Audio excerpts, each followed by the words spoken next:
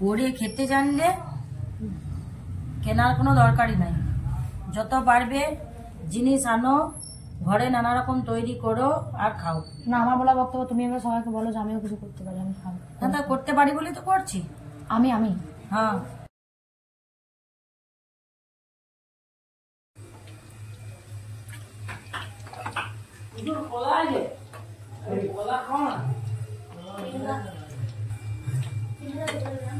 কোনো কিছু খেতে গেলে শিখতে হবে, বুঝতে পারলি? করে খেতে গেলে শিখতে হবে।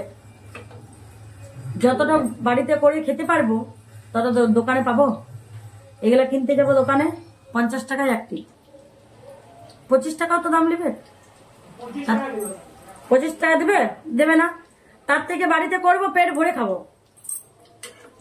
একটু কষ্ট আছে, একটু খাটালি, কিন্তু যখন জানি, হ্যাঁ যখন জানি তখন মাঝে মধ্যে ঘরে করতে তো কষ্ট নেই। ওইটাতে বলছি, যেহেতু জানি। আর এখন ইউটিউব দেখে সবই শেখা যায়। পারি না, জানি না বলে কোনো কথা নেই। 2 রকম সাইজ দিয়ে দিয়েছি, একটা বড় সাইজেরও হয়ে গিয়েছে।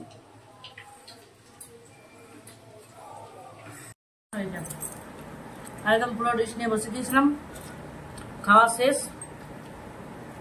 আরো আশীর্বাদ করি, ভালো ভালো রান্না শিখ, মানে এইগুলো রান্না বলতে এইগুলো, আর আমাদেরকে করে খাওয়াতে থাক। এবার উঠো, খাওয়া হলে চলো, আবার পরে একদিন করবে, পেট ভরে খাবে। সবই তো তোমার জন্য বলি, যে আনতে দাও না, আনতে দাও না, করতে দাও। আমার খুব পয়সা বলি যে করে দাও। এইগুলো শুধু করে খেলে তো হবে না, যেগুলো করে আমি করতে পারি, আমাকে বললে আমি করতে পারি।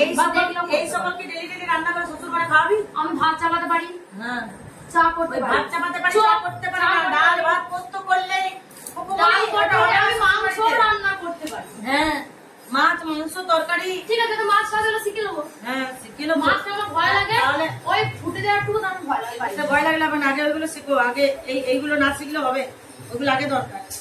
তুমি ওগুলো করো, তুমি তো এগুলো পারবে না, আমি এগুলো করি, তুমি আমি ওগুলো পারবো। শ্বশুর বাড়ি এইগুলো খাবে না, এগুলোই খাবে। শ্বশুর ঘরে কালকে যাচ্ছি, আমি জবে যাবো, এমন শ্বশুর ঘর করবো, গিয়ে পরে শাশুড়ি মাকে বলবো, মা ওটা রান্না করতে পারি না।